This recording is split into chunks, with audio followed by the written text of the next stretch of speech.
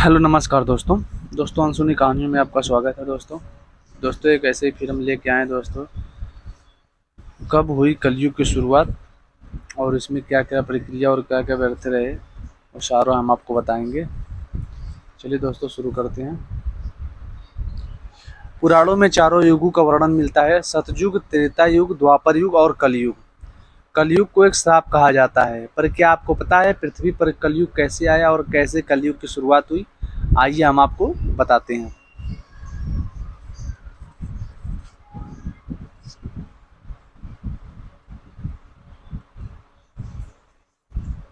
क्या हमने कभी इस बात की ओर ध्यान दिया है कि ऐसा क्या कारण रहा होगा कि जिसके चलते कलयुग को धरती पर आना पड़ा?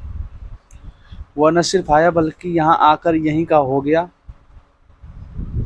तो आखिर क्या रहस्य है कलयुग के धरती पे आगमन के पीछे का? महान गणितज्ञ आर्यभट्ट ने अपनी पुस्तक आर्यभट्टियम में इस बात का उल्लेख किया है कि जब वह 13 वर्ष के थे तब कलयुग का 36वां वर्ष चल रहा था। आंकड़ों के अनुसार आर्यभट्ट का जन्म 476 ईस्वी में हुआ था। गणना की जाए तो कलयुग का आरंभ 3102 ईसा पूर्व हो चुका था, जब धर्मराज युधिष्ठिर अपना पूरा राज्य पाठ परीक्षित को सौंपकर अन्य पांडव और द्रौपदी समेत महाप्रयाण हेतु हिमालय की ओर निकल गए थे। उन दिनों स्वयं धर्म बैल का रूप लेकर गाय के रूप में बैठी पृथ्वी देवी से सरस्वती नदी के किनारे मिले। गाय रूपी पृथ्वी के नैन आंसुओं से भरे हुए थे, उनकी आंखों से आंसू बह रहे थे। पृथ्वी को दुखी देख धर्म ने उनसे उनकी परेशानी का कारण पूछा। धर्म ने कहा, हे देवी, तुम ये देख कर तो नहीं रो रही कि मेरा बस एक ही पैर है, या तुम इस बात से दुखी हो कि अब तुम्हारे ऊपर बुरी ताकतों का शासन होगा? इस सवाल पर पृथ्वी देवी बोली, हे धर्म, तुम तो सब कुछ जानते हो, ऐसे में मेरे दुख का कारण पूछने से क्या लाभ है? सत्य, पवित्रता, क्षमा, दया, संतोष, त्याग, शास्त्र विचार, ज्ञान, वैराग्य, शौर्य, तेज, ऐश्वर्य, क्रांति, कौशल, स्वतंत्रता, निर्भीकता, कोमलता, धैर्य, साहस, उत्साह, कृति, आस्तिका, स्थिरता, गौरव, अहंकारिता आदि गुणों के स्वामी भगवान श्री कृष्ण ने स्वधाम जाने की वजह से कलयुग ने मुझ पर कब्जा कर लिया। पहले श्री कृष्ण के चरण मुझ पर पड़ते थे, जिसकी वजह से मैं खुद को सौभाग्यशाली मानती थी, परंतु अब ऐसा नहीं है। अब मेरा सौभाग्य समाप्त हो चुका है।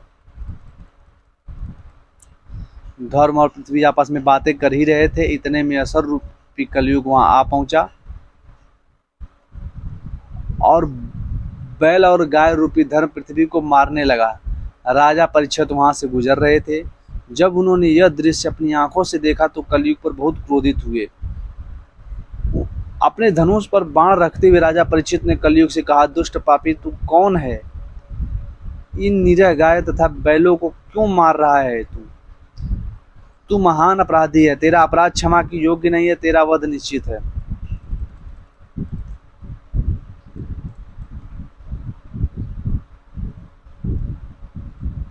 राजा परीक्षित ने बैल के स्वरूप में धर्म और गाय के स्वरूप में पृथ्वी देवी को पहचान लिया। राजा परीक्षित ने उनसे कहा, हे वृषभ, आप धर्म के मर्म को भली भांति जानते हैं, इसीलिए आप किसी के विषय में गलत न कहते हुए उनके ऊपर अत्याचार करने वाले का ही नाम नहीं बता रहे।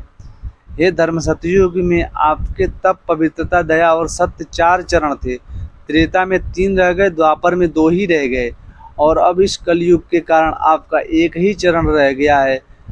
पृथ्वी देवी भी इस बात से दुखी हैं। कलयुग ने क्षमा याचना। इतना कहते ही राजा परीक्षित ने अपने तलवार निकाली और कलयुग को मारने के लिए आगे बढ़े। राजा परीक्षित का क्रोध देखकर कलयुग कांपने लगा। कलयुग भयभीत होकर कहने लगा, राजा परीक्षित ने शरण में आए हुए कलयुग को मारना उचित न समझा और उससे कहा, कलयुग तू मेरी शरण में आ गया, इसलिए मैं तुझे जीवन दान दे रहा हूँ, किंतु अधर्म, पाप, झूठ, चोरी, कपट, दरिद्रता आदि अनेक उपद्रव का मूल कारण केवल तू ही है। तू मेरे राज्य से अभी निकल जा और फिर कभी लौट कर मत आना। परीक्षित की बात को सुनकर कलयुग ने कहा, कि पूरी पृथ्वी आपका निवास है, पृथ्वी पर ऐसा कोई स्थान नहीं है जहाँ आपका राज्य न हो, ऐसे में मुझे रहने के लिए स्थान प्रदान करें। कलयुग के कहने पर राजा परीक्षित ने सोच विचार कर कहा, झूठ धूत मद्यपान पर स्त्री गमन और हिंसा, इन 4 स्थानों में असत्य मद काम क्रोध और का निवास, और तू ही इन 4 स्थान पर रह सकता है। परंतु इस पर कलयुग बोला, हे राजन, ये 4 स्थान मेरे रहने के लिए अपर्याप्त हैं, अन्य जगह भी प्रदान कीजिए मुझे। इस मांग पर राजा परीक्षित ने उसे स्वर्ग के रूप में 5वां स्थान प्रदान किया। स्वर्ण रूपी स्थान को मिलते ही कलयुग ने राजा परीक्षित के सोने के मुकुट में वास कर लिया। कलयुग इन स्थानों को मिल जाने से प्रत्यक्ष तो वहां से चला गया, किंतु कुछ दूर जाने के बाद अदृश्य के रूप में वापस आकर राजा परीक्षित के स्वर्ण मुकुट में निवास करने लगा। मतलब उनसे ही चाल चल गया। मार्कंडेय पुराण में कलयुग के दौरान शासन जनता पर माने ढंग से शासन करना, मन चाहे ढंग से उन पर कर थोपना, शासन अपने राज्य में आध्यात्म की जगह भय प्रसार करके वह स्वयं एक बहुत बड़ा खतरा बन जाएंगे। बड़ी संख्या में पलायन शुरू हो जाएगा। लोग सस्ते खाद्य पदार्थ और सुविधाओं की तलाश में अपने घरों को छोड़कर जाने के लिए मजबूर होंगे। धर्म को नजरअंदाज कर दिया जाएगा और लालच, सत्ता, पैसा सभी के मस्तिष्क में प्रबल रूप से विद्यमान रहेगा। लोग बिना किसी पश्चाताप के अपराधी बनकर लोगों की हत्या करेंगे। संभोग जिंदगी की सबसे बड़ी जरूरत बन जाएगी। लोग बहुत आसानी से कसम खाएंगे और उसे तोड़ देंगे। वचनों का कोई अर्थ नहीं रह जाएगा। लोग मदिरा और अन्य नशीले पदार्थों की चपेट में आ जाएंगे।